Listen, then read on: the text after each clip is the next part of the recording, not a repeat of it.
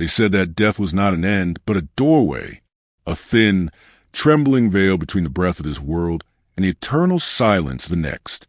But the ancient Egyptians, they didn't just believe this. They mapped it. They wrote the instructions. They built temples, tombs, and entire cities designed to prepare the soul for a journey far stranger and far more perilous than anything in the land of the living. Imagine this. You awaken in darkness. No body, no heartbeat, just the awareness of being. A voice calls your name, but it's not a voice you've ever heard in life. It comes from within you and beyond you at the same time. You feel yourself being pulled into a corridor made not of stone, but of symbols, shifting hieroglyphs, glowing constellations, gates of fire and water. This is the Do-It, the Egyptian underworld, and your journey has just begun.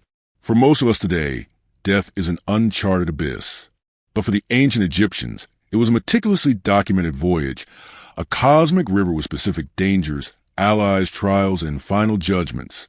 The so-called Book of the Dead, which the Egyptians knew as the Book of Coming Forth by Day, was not a book in a modern sense, but a collection of spells, sacred words, and mystical diagrams to guide the soul through each stage. But here's the hidden truth. What we call myth may have been something much more, a kind of multidimensional survival manual, part psychological map, part spiritual technology, designed to transform the soul itself. And if you look closely, these teachings don't just describe what happens after death. They reveal secrets about how to live, how to awaken, and how to pass through the gates of consciousness without fear. In this exploration, we'll uncover the hidden layers of the Egyptian afterlife teachings, from the symbolic trials of the Do-It to the final weighing of the heart. We'll see how their cosmic map overlaps with modern mystical insights, and we'll learn practical ways to apply these ancient secrets in our own spiritual practice. The journey ahead will be strange. It will be beautiful. And if you follow closely, it may just change the way you see life and death forever.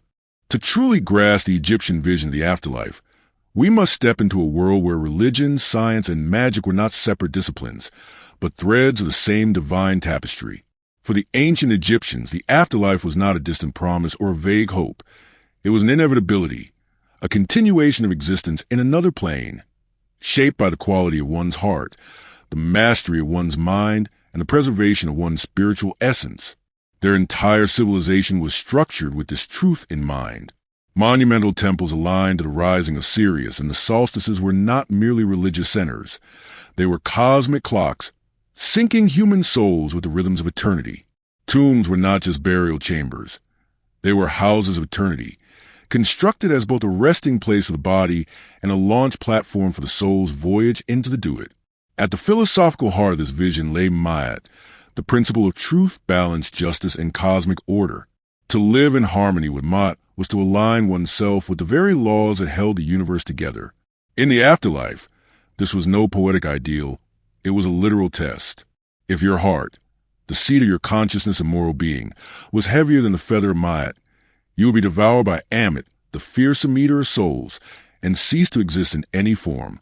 The Egyptians did not see the soul as a single indivisible entity, but as a composite of several parts: the Ka, vital essence; the Ba, personality and mobility; the Ak, transfigured spirit; and others, such as the Run, true name, and Shut, shadow. Each had its role to play in life and in the afterlife, and each needed preservation and protection. This is why tomb inscriptions, statues, and funerary spells were so vital. They safeguarded the continuity of these soul components, ensuring that the individual could navigate the Do-It intact. Textually, the afterlife knowledge was preserved in several forms. The pyramid texts reserved for kings, the coffin texts available to the elite, and eventually the so-called Book of the Dead, which democratized the afterlife journey, offering guidance to anyone who could afford its commissioning. These texts were not meant to be read by the living in a casual sense. They were tools, activations, codes to be imprinted on the soul, so that they would be remembered when the body lay silent. What's fascinating and often overlooked is that these teachings may have been drawn from even older traditions, possibly linked to pre-dynastic shamans who explored altered states and returned with visions of the soul's journey. The symbols and structures of the Do-It bear striking resemblance to other esoteric death journey maps: the Tibetan Bardo Thodol, the Mayans of Balba myths, and even certain Hermetic initiation rites that came much later. In essence, The Egyptian afterlife was both a moral reckoning and a spiritual initiation. It was not enough to be good in life. You had to be prepared. You had to know the names of the gatekeepers, the geometry of the paths, the invocations that unlocked passage. You had to have lived in such a way that your consciousness could withstand the stripping away of the physical world. And here lies a deeper mystery. These maps of the afterlife were also maps of the inner self. In navigating the Do-It, you were also navigating the hidden corridors of your own being. The enemies you faced were the distorted forms of your own fears, desires, and ignorance. The treasures you found were your own divine qualities, liberated and eternal. If the living could understand this, they might realize that preparing for death was, in fact, the most profound way to live. To enter the Egyptian afterlife was to step into a realm that was neither heaven nor hell in a simplistic sense, but a vast, multidimensional landscape. The Do-It. Imagine a dream so vivid it feels more real than waking life. A place where thought becomes form, where every emotion shapes the road ahead, and where the laws of physics bow to the laws of spirit. This was the territory of the soul after death. The Do-It was depicted as a labyrinth of rivers, gates, caverns, islands, and fiery pits, each with its own guardians, trials, and truths. At its heart ran the river of stars, the celestial counterpart of the Nile, guiding both the sun god Ra on his nightly voyage and the souls of the dead toward the field of reeds, the perfected mirror of earthly life, free from pain and decay. The journey was not random. The Do-It was organized into 12 regions, or hours, mirroring the 12 hours of the night. Each hour represented a stage of transformation, stripping away the illusions of earthly existence. The early hours tested memory. Did you know the spells? Did you remember the names of the beings you met? Without this knowledge, you could not pass. Later hours tested the heart. Could you face your own shadow without flinching? Could you stand before the gods unafraid? Central to this voyage was a weighing of the heart, perhaps the most iconic scene in Egyptian spirituality. Before Osiris, the ruler of the dead, and a panel of 42 divine judges, the heart of the deceased was placed on a scale against the feather of Maat. This was not a symbolic ceremony for onlookers. It was the ultimate truth test. The heart recorded everything. Every thought, word, and deed, beyond the reach of excuses. If it was light with truth, the soul was declared Masai Keru, true of voice, and granted passage to eternal life. If heavy with wrongdoing, it was fed to Amit, and the soul dissolved into nothingness. But the Do-It was not merely a place of judgment. It was a school, a mirror, and a battlefield. The deceased would encounter beings who appeared as terrifying monsters, serpents of fire, crocodile-headed demons, winged scorpions, but each one was also an aspect of consciousness. These were the unmastered forces of the self, magnified in the astral light. To defeat them was to integrate them, to reclaim power from one's own fragmentation. One of the most profound teachings here is that knowledge was protection. The Book of the Dead is filled with utterances, spells that were less about conjuring magic and more about affirming identity. To tell a guardian, I am pure, I am the child of Nut, I have not committed falsehood, was to align your frequency with truth so fully that no lower force could touch you. The Do-It responded to what you knew yourself to be. The geography of the Do-It also reflected the cycles of nature and the cosmos. Just as the sun died in the west and was reborn in the east, so too did the soul pass through darkness to rise again. The journey of Ra's solar bark, defending against the chaos serpent of Pep each night, mirror the soul's need to confront and overcome the primal forces of chaos before attaining renewal. What the Egyptians encoded in these maps was more than funerary tradition. It was a spiritual technology. They understood that the afterlife was not separate from life itself. Every night, in dreams, the soul traveled portions of the Do-It. Every spiritual initiation, every deep meditation, was a rehearsal for the great crossing. The prepared soul would not stumble blindly into the afterlife. It would walk as one who had been there before. And so, the Do-It was both destination and training ground, an inner and outer landscape designed to test, teach, and transform. If the Do-It was a stage, the gods were both the audience and the actors. Each deity the soul encountered was more than an external judge. They were archetypal forces dwelling within the soul itself. To meet Thoth, the ibis-headed scribe of the gods, was to face the part of you that records everything without bias. To stand before Sekhmet, the lion-headed goddess of wrath and healing, was to meet your own capacity for destruction and restoration. The Egyptian afterlife was not about appeasing these gods in a submissive way. It was about recognizing them as mirrors of your own divine nature. The great secret was that the soul and the gods shared the same essence, a spark of the original creative force. The tests and encounters were less about proving worth to a foreign power and more about remembering that you are that power. One of the most overlooked teachings concerns the run, the true name. In Egyptian thought, your run was not just a label. It was a living thread of your being, woven into the fabric of eternity. To know and speak your run in the afterlife was to anchor your identity in the cosmic order. Lose it, and you risk dissolution. This is why so many tomb inscriptions cry out, "Say my name that I may live." The spoken remembrance of name kept the soul tethered to life in the other world. But names were also weapons and shields. To know the secret name of a guardian spirit or a god was to command their cooperation. Many spells in the Book of the Dead are essentially passwords, sacred syllables that open the gates of the Do-It. This was not superstition. It reflected a deep understanding of vibrational law. When you can speak the essence of a thing, you harmonize with it, and it cannot oppose you. The culmination of the soul's journey was a transformation into an Ak, a shining one or luminous spirit. This was a perfected state of being, radiant with the light of Ra, beyond harm or decay. Becoming an Ak meant you had integrated all aspects of yourself. Face your shadow without fear and align completely with Ma'at, the cosmic principle of truth, balance, and order. In this state, the soul did not merely rest in a field of reeds as a passive reward. The Ak was active, a participant in the eternal cycles of creation. Some became companions of Ra, sailing with him across the heavens. Others returned to guide the living, whispering in dreams, or even reincarnating to continue their service. Here lies another hidden layer. The Egyptians did not see death as a final escape, but as a transformation of responsibility. If you achieved Akhud, you became a conscious co-creator in the universe's unfolding. The afterlife was not retirement, it was promotion. Yet, none of this was guaranteed.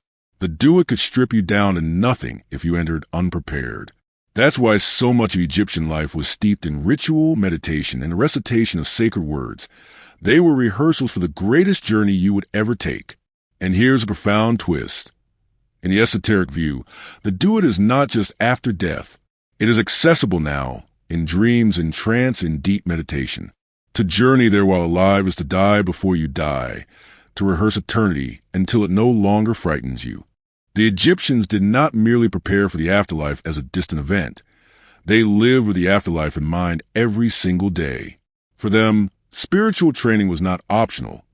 It was the most important work a human could do. And while we may not embalm ourselves in sacred oils or inscribe our walls with spells, the principles can be adapted for our modern lives in ways that are both powerful and surprisingly practical. 1. Practice heart weighing daily. Imagine your heart as a scales pan, and on the other side rests a feather of Ma'at. Each night, before sleeping, review your day as if you were already standing in the hall of two truths. Ask, where did I speak falsehood? Where did I act against my own integrity? Where did I let fear rule me? The goal is not guilt, but adjustment. By daily lightening the heart, you reduce the weight of regrets and emotional clutter that would otherwise drag you down in this life and beyond. 2. Develop a book of the living. The Egyptians had their book of the dead, but for the living, create your own, a collection of affirmations, sacred phrases, and personal truths that define you. These are your modern spells, words that anchor you to your highest self. Write them on paper, carry them, or record them as audio. Speak them in times of doubt. Words are still keys in the lock of reality, just as they were in the Do-It. 3. Cultivate your run, your true name. Your run is not just your legal name. It is a distilled essence of who you are when stripped of all roles and masks. In meditation, ask, what is the name only my soul knows? You may receive it as a sound, a word, or a symbol.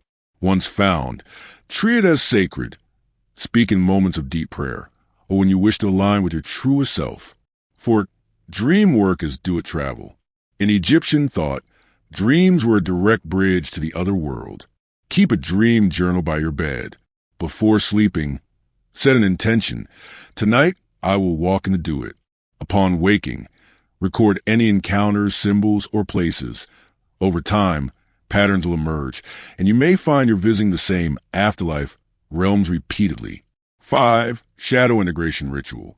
The Do It forces you to face terrifying beings, many of which are projections of your own fears and repressed desires.